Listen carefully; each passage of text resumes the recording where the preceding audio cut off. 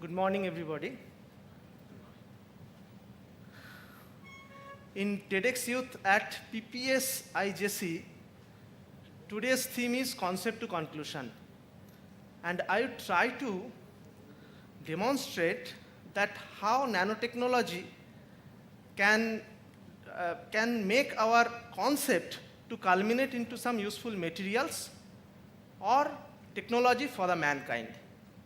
I'll be focusing on a particular material called carbon, and in next few minutes, I will take you through the fascinating world of carbon nanotechnology. Nanotechnology is a branch of science and engineering devoted to the designing, producing, and using structures, devices, and systems by manipulating atoms and molecules in nanoscale. And now, what do you mean by nanoscale?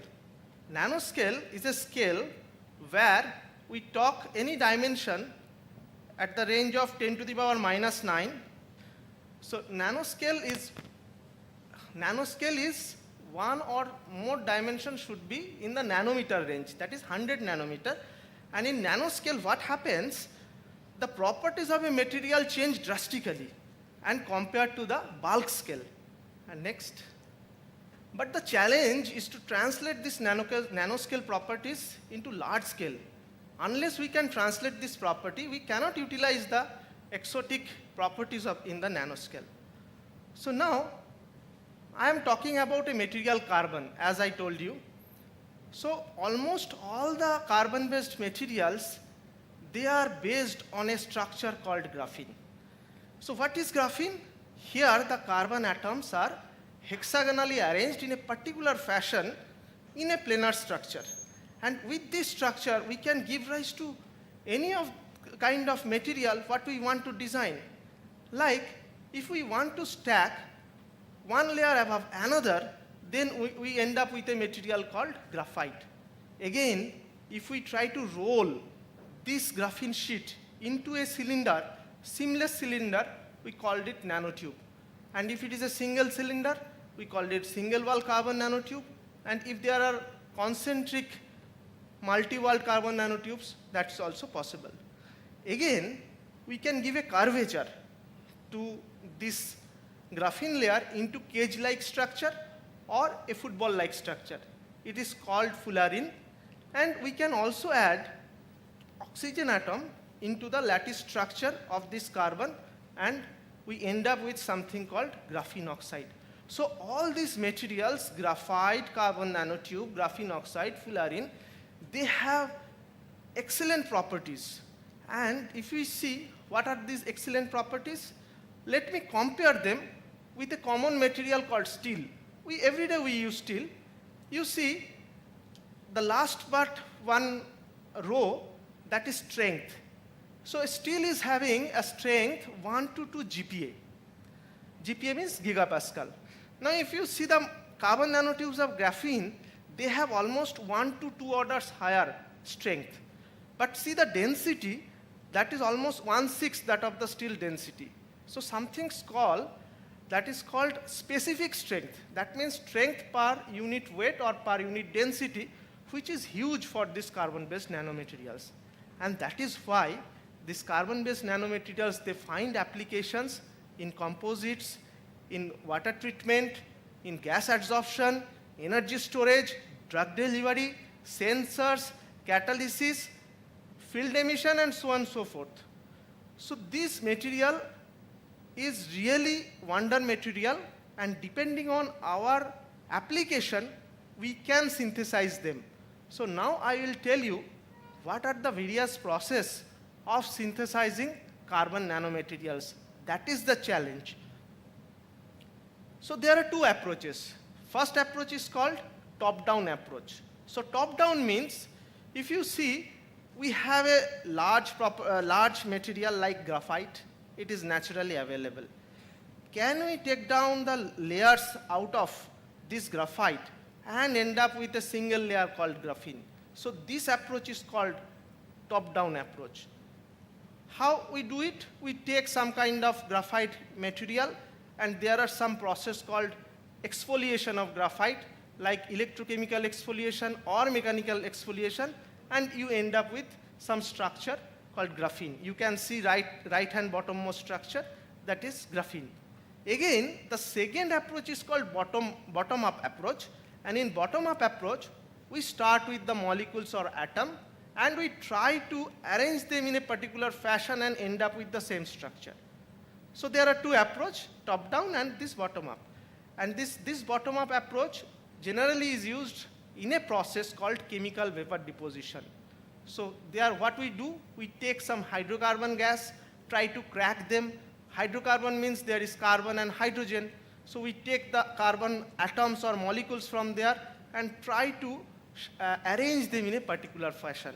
And by arranging them, you can see, you can end up with two different structures. One is called carbon nanotube and another is also graphene. So depending on the processing condition, we can end up with those structures. The video, what happens, what is fluidized bed chemical vapor deposition? In a fluidized bed deposition, yes. So some solid materials, they are, by the help of a gas or fluid, they are made to behave like a overall fluid. And what happens in this condition, you are exposing all the particles in the suspended condition.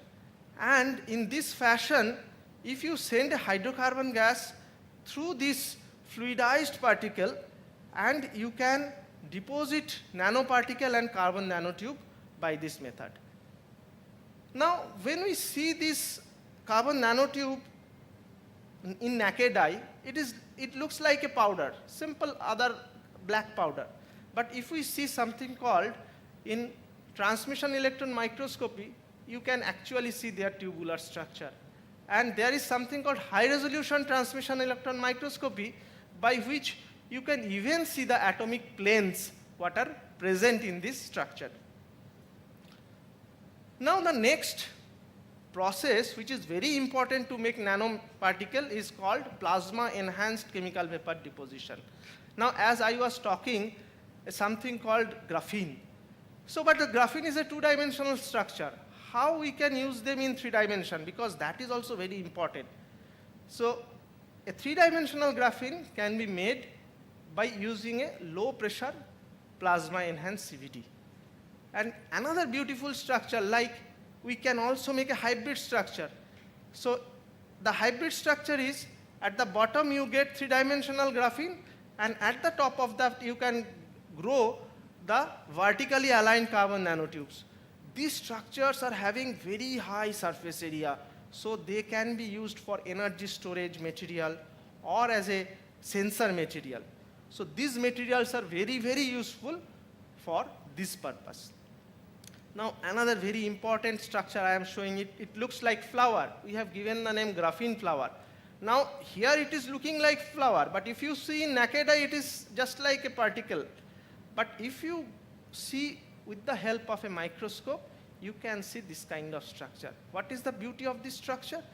You can get so much high surface area. If you see, these are vertically aligned graphene, and you can really use them for supercapacitor application.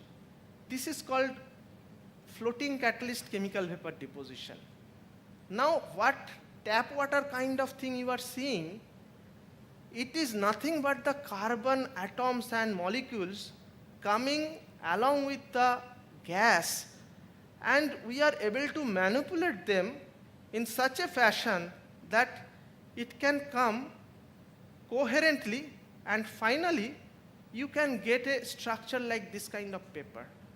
And this carbon nanotube paper or sheet is having such important properties that you can use them for sensors, in filter application, in mask, in EMI shielding, as well as in ballistic application.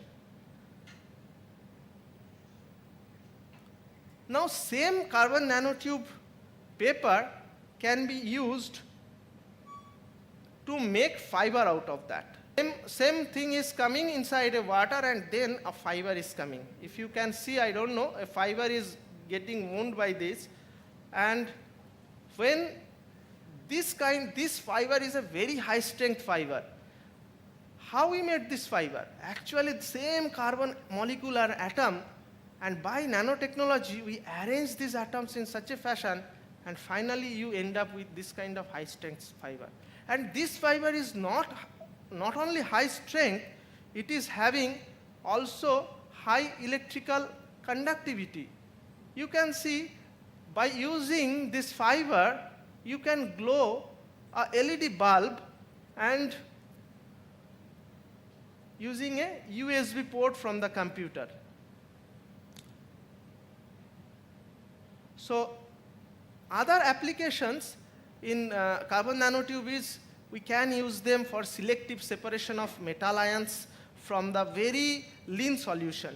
Like if we want to particularly take out some important metal from a solution, so we can use carbon nanotube polymer bead. We can dope other atoms like nitrogen or boron inside the carbon atoms, and we can also change their properties.